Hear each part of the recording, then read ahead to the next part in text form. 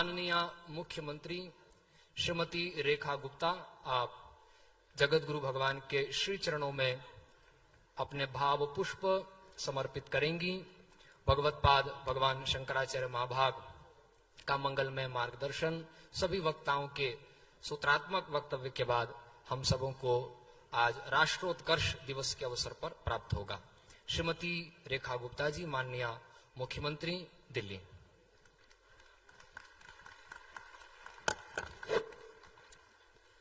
मेरे साथ मिलके एक बार बोलेंगे, बोलो भगवान जगन्नाथ जी महाराज की। सच में मैं कितनी सौभाग्यशाली हूं कि आज स्वयं प्रभु दर्शन देने के लिए दिल्ली पधारे हैं।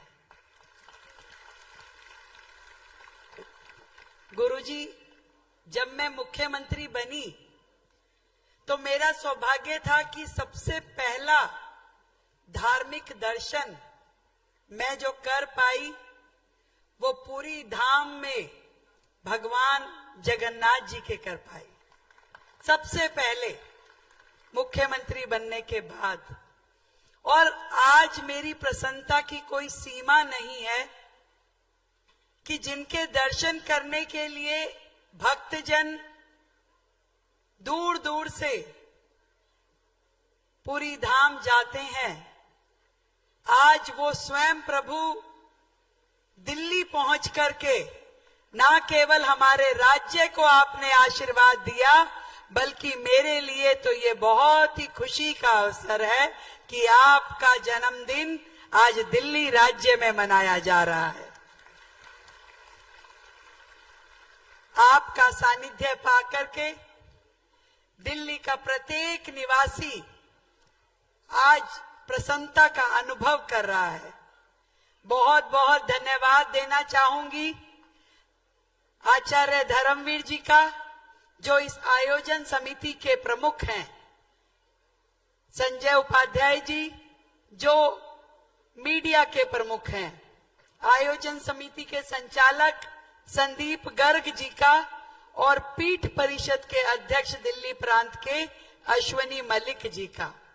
यहाँ पे उपस्थित हमारे परम पूज्य बड़े दिनेश जी महाराज यहाँ पर हैं, आदरणीय धर्मेंद्र प्रधान जी केंद्रीय मंत्री, आदरणीय हर्ष मल्होत्रा जी केंद्रीय मंत्री, भाई संबित पात्रा जी, और अनेक विभूतियां यहाँ पर हैं।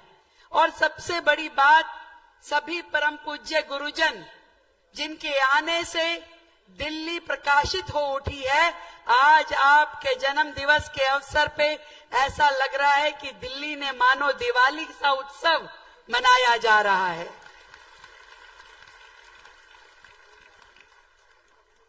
मैं तो ईश्वर के चरणों में यही प्रार्थना करती हूँ कि श्री गुरुदेव शंकराचार्य अनंत मूर्ति स्वामी निश्चलानंद सरस्वती जी, जिनका आशीर्वाद हर सनातन अनुयायी के ऊपर यूं ही बना रहे और देश उस कदम आगे बढ़े जहां पर हर सनातनी अपने मन से, अपने कर्म से समाज और देश की सेवा करते हुए इस हिंदू धर्म को आगे लेकर के जा पाए।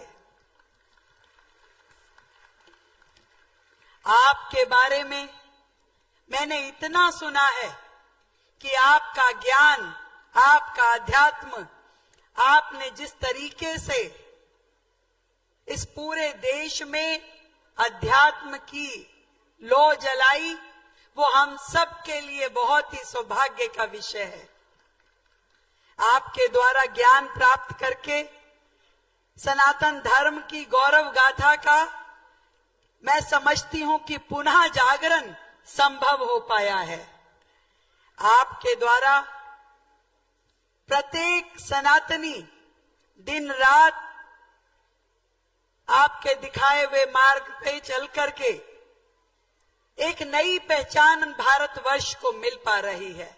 अभी भाई संबित जी कह रहे थे कि ना केवल भक्तों को आप ज्ञान देते हैं, बल्कि इसरो जैसी बड़ी बड़ी वैज्ञानिक संस्थाएं भी आपसे मार्गदर्शन पा करके धन्य हो गई है।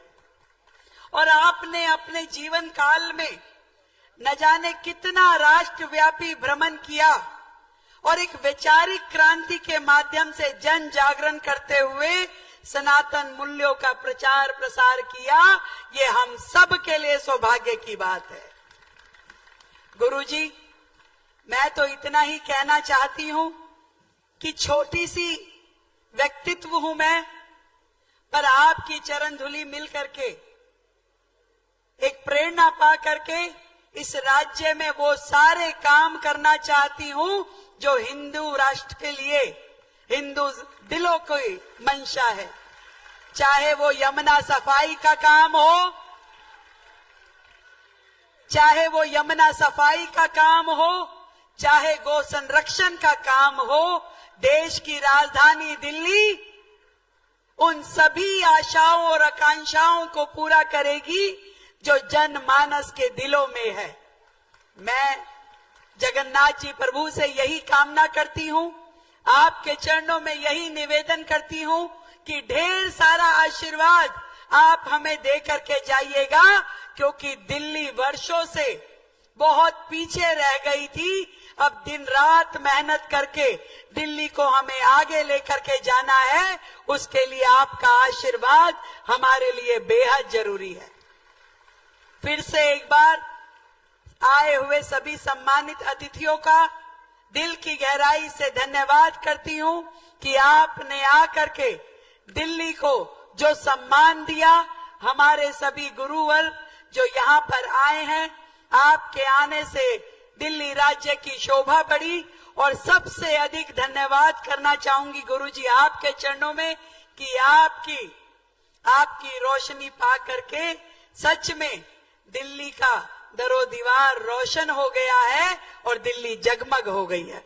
बहुत बहुत धन्यवाद गुरुजी के चरणों में, आप सबके सानिध्य में बहुत बहुत धन्यवाद।